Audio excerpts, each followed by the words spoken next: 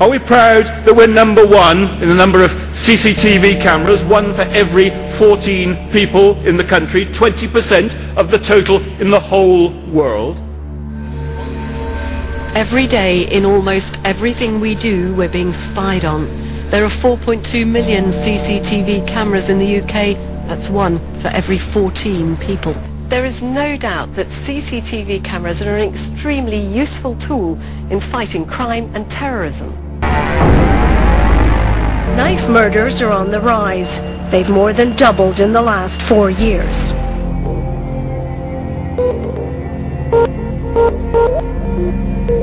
Are we proud that we're number one in the surveillance of individuals going about their daily lives, caught on cameras on average 300 times every day? So the lady in the brown dress, blonde hair, with the male in a black suit, could you please pick that cup up and put it in the bin? Like it or not, this kind of Big Brother surveillance is happening right now. They're Britain's first talking CCTV cameras. The idea is not only to deter crime, but to stop it in its tracks.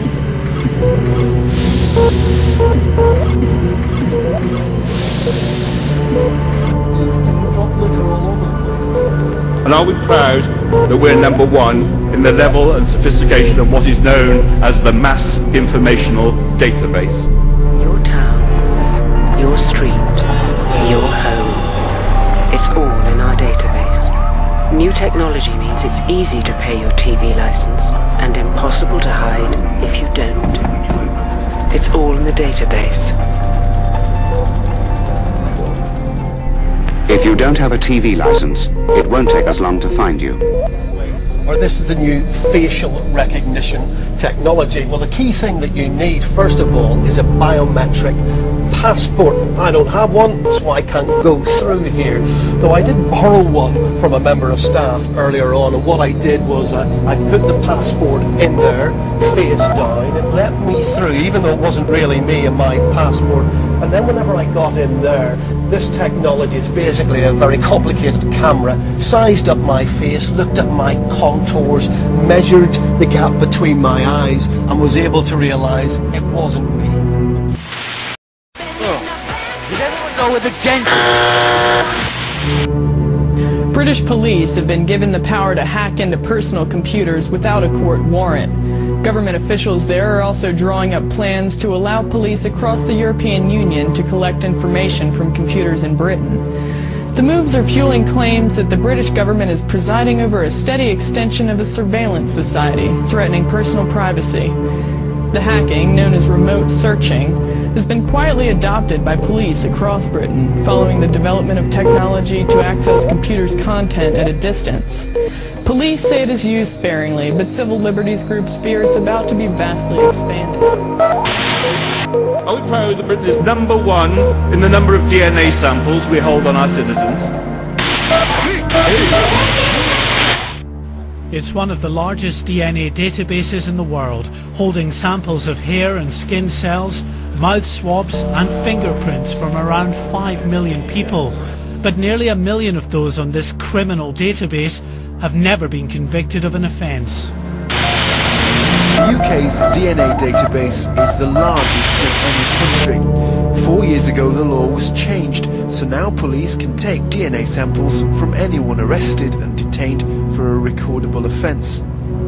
Now those falsely accused of serious violence or sexual offences will have their DNA profiles deleted, but not for 12 years. Those arrested for less serious offences, but never convicted, will have their profiles removed after 6 years.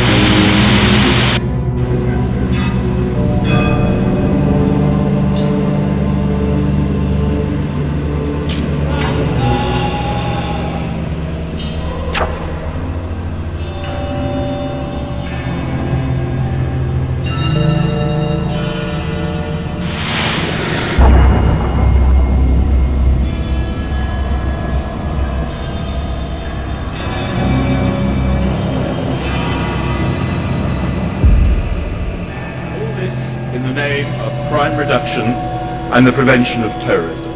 This teenager posing with a kitchen knife in a public space was found on the internet, and the police are going to arrest him.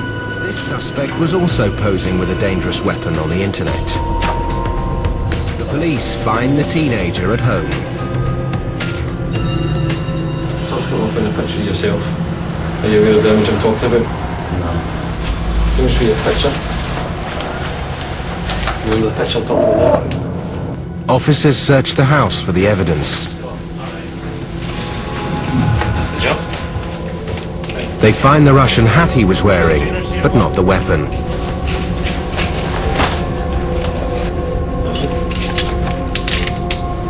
But it's enough to take him in. Another arrest in Strathclyde's ongoing battle against knife crime. 545. Can you tell me who you are, sir? I'm going to report you to the High Court judge for refusing to let me film. Could you please tell me who you are, sir? My name is Richard Lauren. You're in the Westminster Borough, okay? Yeah. And we don't allow filming in the Westminster Borough because of Section 44 of the Terrorism Act, sir. What's that? Section 44 of the Terrorism Act. So what is Section 44? Well, it gives police officers the power to stop and search us in specific areas without the reasonable need to suspect us of being involved in terrorism. Currently, though, it's being applied across the whole of London. Police have stopped this man under Section 44 of the Counter-Terror Law, also known as Stop and Search. It gives police the powers to stop anybody on the street. From October 2006 to September 2007, the Met stopped and searched more than 54,000 Londoners. Yet for the next 12-month period, the numbers almost tripled. And of those, just over 1,200 were arrested. So is it being overused, and is it an effective weapon against terrorism? One legal expert doesn't think so. History teaches us that if you give the police too much power, eventually they will misuse that power, and I think that's what's happened with Section 44.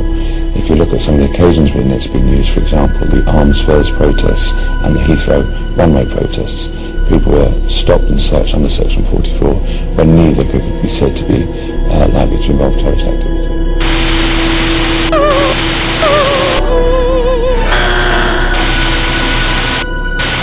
Officers also started the day by searching passengers on major bus routes, looking for signs of criminal activity. The move follows calls from the community in the Breck Road area of Everton to crack down on antisocial behaviour. Sniffer dogs and a metal detecting arch were used to search out drugs and illegal articles.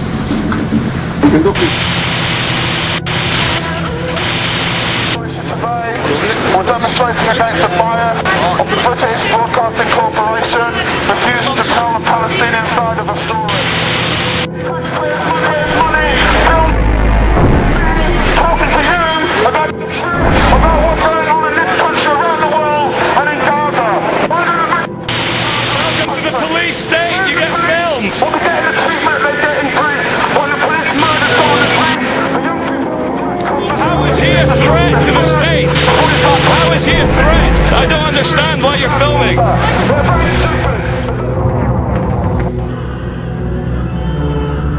The Independent Police Complaints Commission has received 256 complaints relating to the G20 protests which took place on the 1st and 2nd of April in London. The majority relate to the use of excessive force by police officers.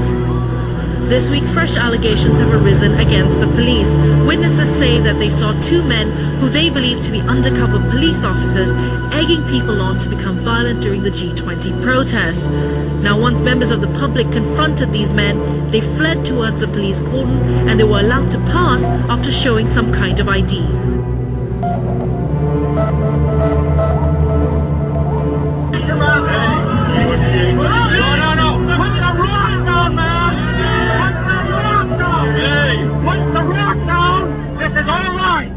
Put your mouth on. These three guys are cops, everybody! Put the rock down, cops! Police, come on and see your face! Come on, police! Let's see your face! It's not gonna help. It's not gonna help. Come on, cops! Let them go another way. They won't beat them. They're trying to. They're gonna try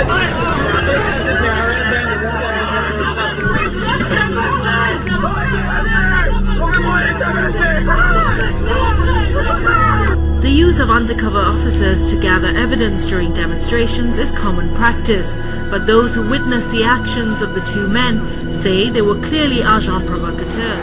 They watch and log This is CCTV that knows what it's looking for. 10 million registration plates are scanned every day, and if anything is not right, from no tax to a stolen vehicle, the system shouts. Confirmed stolen vehicle. Out the vehicle! Every single registration plate the system sees is logged and stored, not just criminals. Every journey you've made on a main road is held for 2 years.